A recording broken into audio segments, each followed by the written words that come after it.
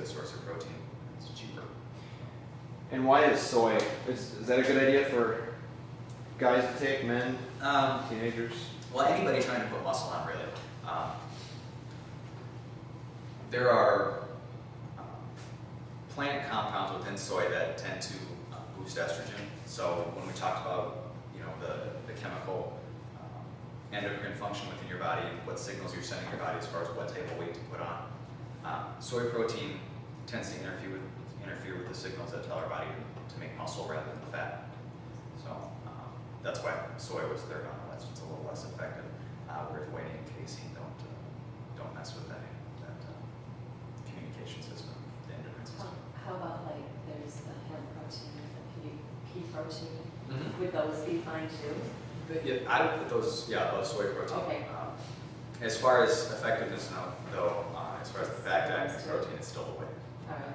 There's Hemp protein's getting a lot more popular. Max Muscle makes a protein it's called High Five, and that has whey isolate, whey concentrate, casein protein, egg, and soy. It's a mixture of all. So, like he was saying, that one would be good for at night because it has all ranges of proteins that take different amounts of time to break down. Those aren't very common. And depending upon what the composition of whey versus casein versus soy is, it almost sounds like a protein you can drink just about any time. And then premix versus powder. Premix versus What would you powder. recommend? Cost-wise, I'd say powder for sure. The premixes tend to be pretty expensive. I don't know if you have any other. They're pretty expensive to ship. Just They're the ready to protein drink. in the premix, I mean, by the time it's off the truck and the amount of time that it sits in the refrigerator at the store or on the shelf, it's diluted. Yeah, and that oxidative process that we talked about, those proteins can be subject to it. And that's really how, when we talk about oxidation in disease states, it's those proteins being attacked by those free radicals that we mentioned. Things like light and heat and time really contribute to that process. A lot of athletes that I've trained, they try and get the premix stuff because it tastes a lot better, but I really urge to get the powder. No. And they're good. There are some good ones out there that can help you shore up your protein intake. If that's one of the things that they're having trouble getting, or don't like it, maybe they don't like meat, Right. But it's a good way to get some protein. Because some of them do taste good. And in, really, I won't say severe cases, but if you're having trouble with a kid gaining weight, things like shakes that maybe have some ice cream in them are going to have a little bit more fat, are a decent idea. Basically, what that fat does is the majority of the time that we're not eating an athletic, what we're doing our school day right now, where we're all relatively inactive, our body's burning mostly fat. So if you're really trying to gain weight, for the weight gain purposes, fat's not a bad idea. It kind of spares the protein, spares the carbohydrates, which go a little bit more into building lean muscle mass.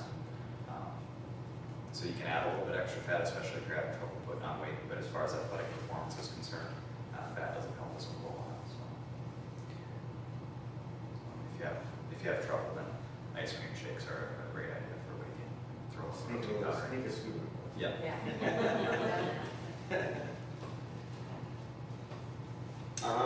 Any other supplements on your list? I had creatine down. Do you know what the high school association? I don't think they can take it. I don't know if it's. We could when we were in high school. We could, yeah, but I don't know if they have changed. I'm not sure if they should. You guys know if they. Yeah, I don't.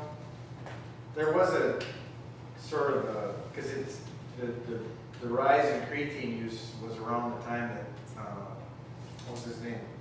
Andrew, baseball guy.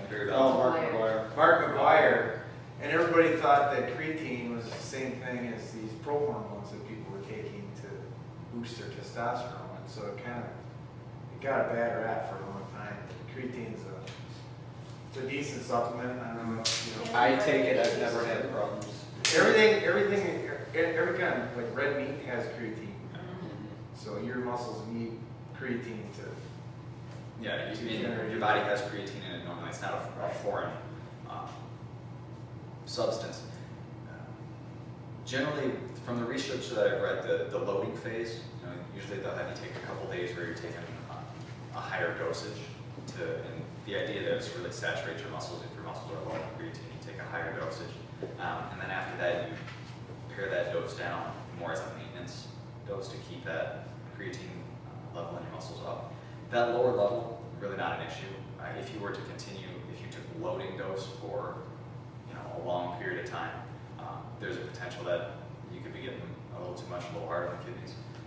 And most people who are taking creatine will cycle through it anyway, so they'll go through periods where they're on, periods where they're off, allow their muscles to deplete, and then fill them back up.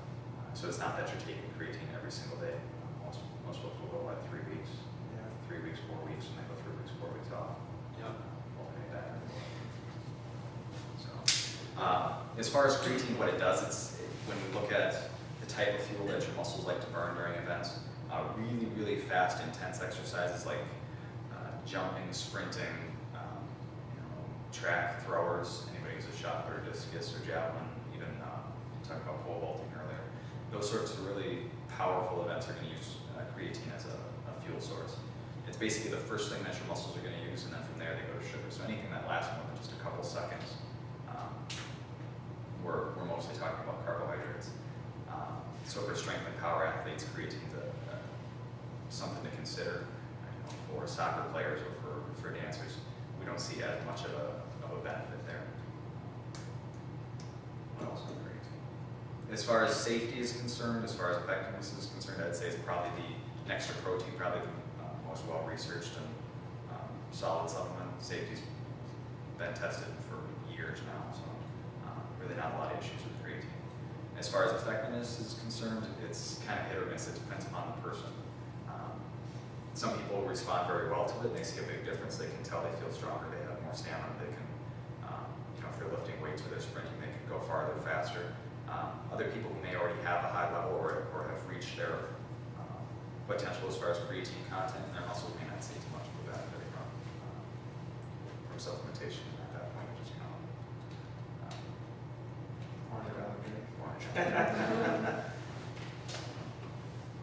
Just I think maybe before we wrap things up, just a little brief summary on omega-3s and what it can do for inflammation, why it's important for an athlete. Yep.